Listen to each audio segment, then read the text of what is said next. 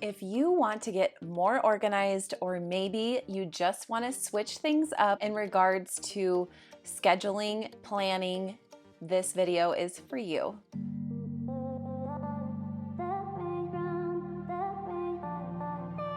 Hi, I'm Mallory and I have 3 boys, ages 5, 10, and 12, and I homeschool them as well. And I am a super busy mom, probably similar to you, with activities, meetings, doctor's appointments, bills, chores, work, all the things that need to get done. So I just wanted to share with you how I have honed in on my organizing, my schedule, and my planning so that maybe I can help you as well. And I just wanted to say I am going to mostly be talking about my favorite planner ever, which is the Erin Condren Life Planner, but I will also be sharing some other planners and planning systems that can be used to supplement this planning system, or maybe just help you in your planning style. So make sure you watch all the way to the end to see those other options. My favorite planner on the planet is the Erin Condren, and this is the brand new 2023 to 2024 planner. And I like to get my planners that coincide with our school year. It just helps my brain and the way that I plan. And usually our commitments run that way, from like July, August to June the next year. This planner is not really big, but I mean, it is big enough and heavy enough that I don't like to bring it with me everywhere when I leave the house. So I do leave the planner at home and I use my phone to schedule my appointments. So if I'm somewhere I need to make an appointment right away, I can look at that and know if I am available. And then what I do is I come home, I put the appointment in my planner, and usually I just do a month at a time and then a week at a time. We're just barely into May, and so right before May began, I sat down with my planner and my phone, and I copied all the appointments, all the things that basically are not flexible, cannot be moved. I put those on the monthly view all at once. Then Saturday or Sunday before the week begins, then I sit down with my planner and then I plan the week. There are a bunch of different formats that you can order this planner in, and also there's different interior styles. If you like flowers, there's a flowers one. If you like just black and white, you can order black and white, or this one is the colorful, because I don't use a lot of stickers and things in my planner anymore, so I like the colors, and they change every month to keep it fresh and not boring. I also like this vertical format. It just works for my brain. So it runs Monday to Sunday, and then I have 3 boxes for each day. And then also a little bit of room at the very bottom of the day. So you can use this for like morning, afternoon, evening, or you could do school, work, personal. I personally like to put anything that is appointments, meetings, I have to be somewhere or be on a Zoom call or something that's not flexible, I put in the first box to make sure that I do not miss doing that. And then in the next box, I put chores, bills, anything kind of more home/personal related. And then the last box, I put work related tasks in there. And then I like to put the dinners for the week on the very bottom line. And then on the left hand side is a great place to put your to-do list. So this is the kind of planner that you call a week on 2 pages. And so there are different formats. There's also daily planners if that's something that works for you. And Erin Condren makes a daily planner, and also Day Designer makes a daily planner. And I've actually used some Day Designer inserts before in my Kiki K, a 5 size planner. And those are great for If you have a lot of appointments that are not flexible, or you just have super full days and your days are scheduled by hour, that is a great option. So if I have a particularly busy day, I might use an hourly option, but pretty much I like the week at a glance view. I also thought I would mention Jordan Page has a planner that uses the time blocking system.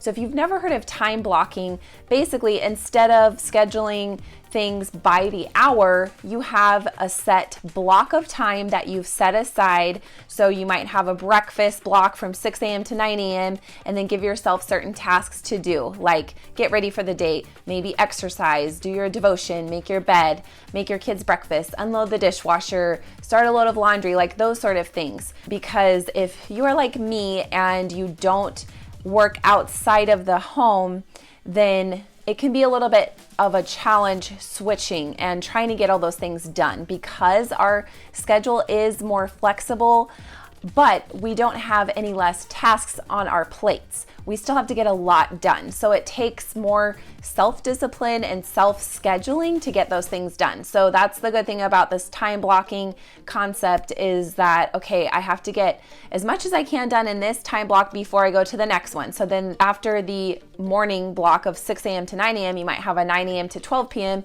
where for me, I homeschool my kids. So we do a devotion and we do school time, and I try to stay focused on that and not be on my phone. And that's another thing, is you can distinguish if you want to be on your phone checking things or not, so that you have a set time where, okay, I can catch up on messages, I can catch up on emails, I can place an order for something. Because if you are looking at your phone all day long, then sometimes we can get sucked into that and then we don't get the things done that we really need to get done. This time blocking can kind of help you. And if you are anything like me, if you get bogged down in trying to get everything done before you move on, this can help, because it's almost like switching classes at high school. So once that block is over, you stop doing any tasks that were in that time block and move on to the next time block and the tasks that are within that. And you just leave where you are until the next day when you revisit that block. So, and obviously you prioritize the things that absolutely have to get done from the things that it would be nice to get done, but if you can't get to it today, you can get to it the next day, and so on. So basically, I use my weekly planner glance on 2 pages because I like to see my whole week laid out. And if I have a really busy day, then I will look at like a daily page, like the Day Designer or the Jordan Page Productivity Planner. Once I have those things down on my weekly view and I see what's not movable, I see where we have practices, we have appointments, all of those things, then I can fill in the other spots. So I know, okay, we're gonna be home a lot on Thursday, so that's a good day to maybe get caught up on laundry. I can probably do some bills, I can do some chores, and then I can do the rest on Saturday because I'm going to be home on Saturday morning.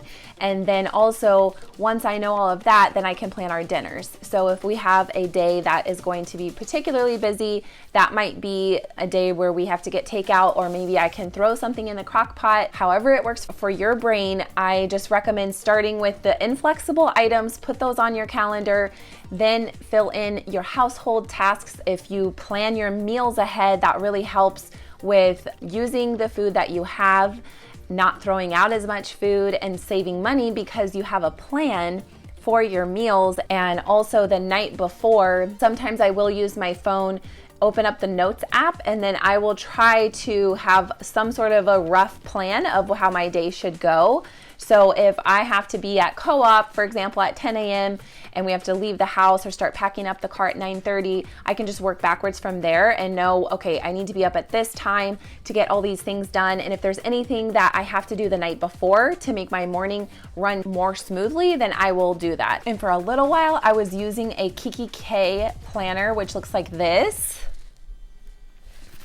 So if you've ever heard of the company Filofax, it's basically kind of the same idea. And this is the A5 size, which I I really love, and if I still worked in an office, I would probably use that just because it looks a little bit more professional, put together than the Erin Condren. But I will say that so much crafting makes amazing inserts for A5 planners, and I will put all of these links in the description box below. But with these inserts, you can see that you have less space to write because you lose the area where you can put a to-do list, and you also have to share a column with Saturday and Sunday. So on the Erin Condren, you get full columns for Saturday and Sunday. You get the full lined column as well that you can use for a lot of different things. And also the monthly view was really a lot smaller. I just need a little bit more room than what the A5 can offer, but it's still beautiful. There's also a more popular planner binder style that's gotten more popular called Aura Estelle, I believe is how you say it. So those pages are more like the Erin Condren size, but it is in a binder planner. So the good thing about the planner binders is you can change it up a little bit. You can move the pages around, and you can experiment with the layout of the planner pages if you want. So if you're not sure if you want a daily, like one day on one page kind of thing, or if you want the week on 2-page kind of thing, or maybe you can get by with just a monthly view because you don't have that much that you want to schedule. So you just really have to find whatever works for you. But I will encourage you to get something that you love, that you think is beautiful, you like looking at it, you like using it, the paper is a nice quality. Get some nice pins. I love the Pilot G2 pins. They're bar none my favorite, and I've bought some like more expensive pins, and I always come back to these. Also, I just wanted to say really quickly, for recurring bills so that you don't miss them, I do encourage you to set up a recurring electronic reminder for things like that. So just think of your phone as, okay,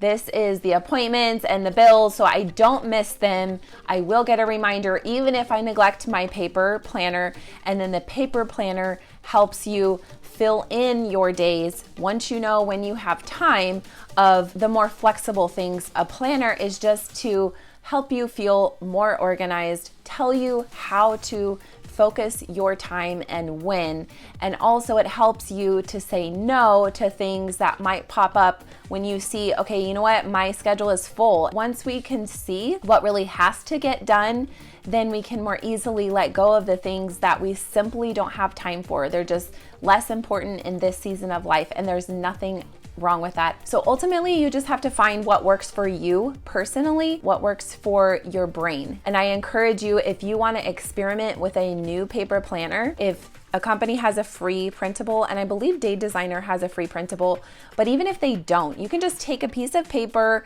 and write out the boxes however the format would be on those pages. Just hand draw it and try using that for a couple of weeks and see if that format works for you before you spend money on these planners, because these planners that I'm showing you are not cheap. They are not like Target prices, but I think that it's worth it to spend a little bit of money on a planner that you are going to use for 365 days. Plan your month, plan your week, and then look at your daily tasks and try to tick those things off. And the Erin Condren planner also uses encouraging quotes all throughout the planner, and so it makes it a joy to use it. And also thought I would mention that these covers are interchangeable. So if you want to change the cover with the season, they make them for everything, like 4th of July, summer themed, fall themes, Christmas, New Year's, Valentine's Day, Easter, spring. So anything that you can think of, you can probably find a custom cover either through the Erin Condren website, or there's a lot of Etsy shops and things like that. But I will caution you, if you are new to a paper planner kind of way of planning, I just caution you not to get sucked into the whole aesthetic part of it, because I was doing stickers for quite a while, and I love stickers, I love planning, I love pens, I love all of that.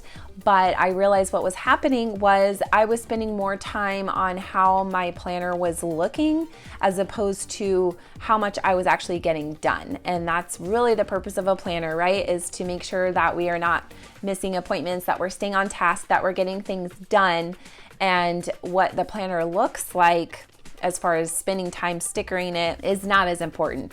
So I know a lot of people that like to do this. They will have like one regular planner where they have their daily tasks that they can check off, and grocery lists and to-do lists and all that boring stuff. And then they have a separate memory keeping planner where they do the stickers and they can put their baby's pictures as they're getting older in it, and they're very cute. And so if you like that sort of thing and you want to put the time and the money and the effort into doing something like that, I encourage you to have that separate from your regular planner. And the A5 planners can be like this as well, because you can get lost in dashboards and the inside cute little pins and the paper clips and the sticky notes and all of that. And you can change out the theme and change out your actual binder. And before you know it, like you're knee deep into thousands of dollars on planning things, and yet you don't feel like your life is any more organized. So that's the one caveat I would say. If you are new to paper planning, do not get sucked into all of that. Just keep in mind that the point of the planner is to keep you productive, keep you on task, so that you can serve your family well. And also, if you get all these things done, the whole goal of planning well is so that you can relax. At the end of the day, you can relax. You know how productive you were. You know that you got done what you needed to get done. And now you can just take a deep breath and enjoy your productive day. If you enjoyed this video and want to see more things like that, please hit the subscribe button. And in the comment section, put down some content that you would like to see that I can put together for you. Okay, thank you so much for watching. See you next time.